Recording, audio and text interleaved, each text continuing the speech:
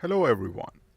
In this video we are going to review the basics of hydropower plants, which is one of the renewable source of energy. So let's start this presentation and I hope you find it informative. In this short lecture, we are going to review only the basics of hydropower plants and a simple method to calculate the extractable power from water behind the dam. In this lecture, after a brief introduction, we will learn about different types of hydropower plant and the method we can generate power from each of them. Then we will study the basic theories and formulas that can help us to calculate output power from a power plant.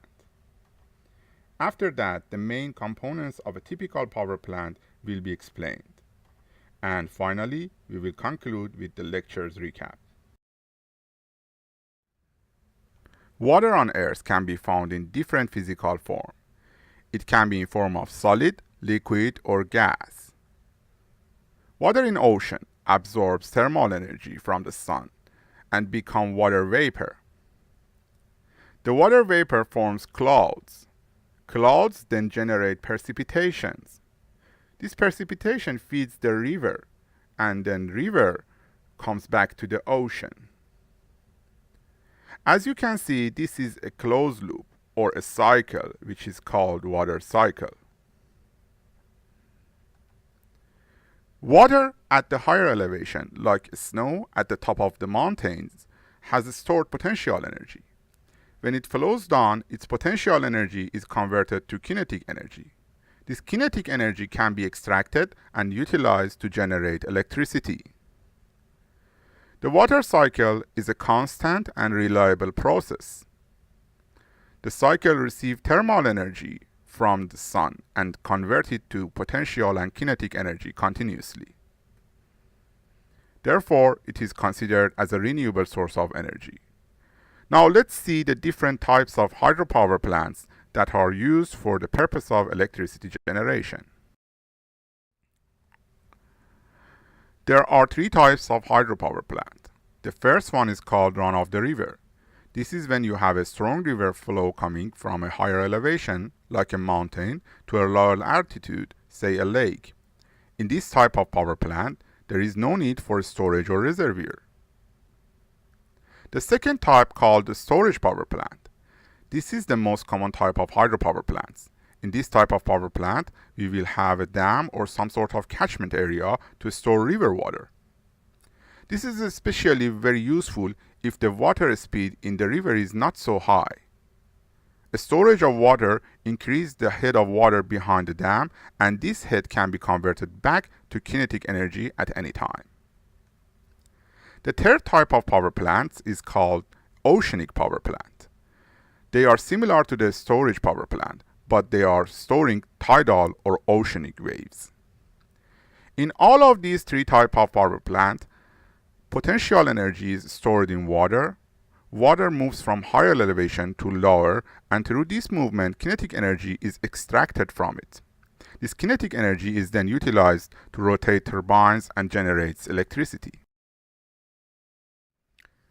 Now let's see how we can calculate the amount of energy stored in a lake behind the dam. We want to know how much power we can extract from the water behind the dam. Here we use the law of conservation of energy. That means the amount of loss in potential energy is equal to kinetic energy generated. So, a given mass m at point A is stationary. It has the maximum potential energy and zero kinetic energy. At point B, part of its potential energy is converted to kinetic energy, which means this mass now has some speed. When it hits the ground, all of its potential energy is converted to kinetic energy. At this point, the mass has the maximum kinetic energy and zero potential energy. The potential energy can be calculated as mgh. M is the mass, g is gravitational acceleration, and h is the height from the ground. Kinetic energy can be calculated as half of the m multiplied by v squared. But in fluids, we usually replace m, which is the mass, with the multiplication of density, rho, and volume of the fluid, v. If there is no loss in power, we can calculate the maximum fluid velocity based on the height that the water has had, according to this formula. Now, Bernoulli's theory is developed based on the law of the conservation of energy. Bernoulli says for a non-viscous, incompressible fluid in a steady flow, the sum of pressure, potential, and kinetic energy per unit volume is constant at any point.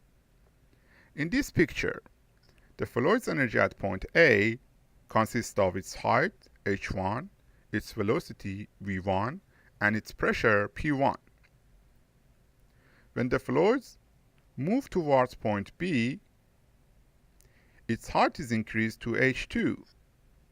Then, according to Bernoulli, its pressure, p2, and its velocity, v2, should be adjusted in a way that the total energy at point B is the same as point A. This theory is stated in this formulation. It says v squared over 2 plus pressure over rho, which is the fluid's density, plus g acceleration multiplied by height of flow should be constant at any points. Based on this, we can calculate the power capacity in a hydropower plant. Two parameters increase the hydropower. One is the height of water and the other is the volume of the stored water. Now, this is the power equation. In this formula, P is the total obtainable power. Eta is the overall efficiency of the power station, which accounts for energy loss. M dot is the mass flow of falling water. G and H are gravity and height of water respectively. Now, M dot can be restated in terms of volume by density per unit of time. The volume of moving water per unit of time is called flow rate of water and is represented as Q. Therefore, the obtainable power is equal to efficiency eta by density rho by flow rate Q by gravity G and by water head H. Let's apply this formula in an example. In this example, for a hydropower site, calculate the total power output of the power plant given H is equal to 100 meter, G is 9.81 meter per square second, water density is assumed to be 1000 kilogram per cubic meter, and flow rate of water is 50 cubic meter per second. Assume the overall efficiency of hydropower is 89%. Now, we should just simply substitute this number in this formulation. If we do that, we get the output power as 43.7 megawatt. A typical hydropower plant has four main components. The first and the most important part is turbines. Turbines are the heart of the hydropower plants. They convert kinetic energy of water to rotational movement.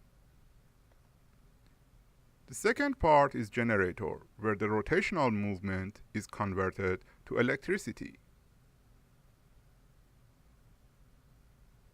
Then we have transformer and powerhouse. They are the interface between generators and electricity grid. The fourth is upper and lower reservoir. This is where water is stored and the potential energy is accumulated, usually behind the dam. To sum up, during this short lecture, we understood why the natural water cycle makes the hydropower a renewable energy source. We learned that height of water can be converted to a speed, and the water speed can generate mechanical energy which rotates turbines. We studied the law of conservation of energy and how it can be applied to calculate the extractable output power from a hydropower plant. And finally, we reviewed the main four components of hydropower plants. Now we are familiar with the basics of hydropower plant. I wish you have enjoyed the video. Thank you for your watching.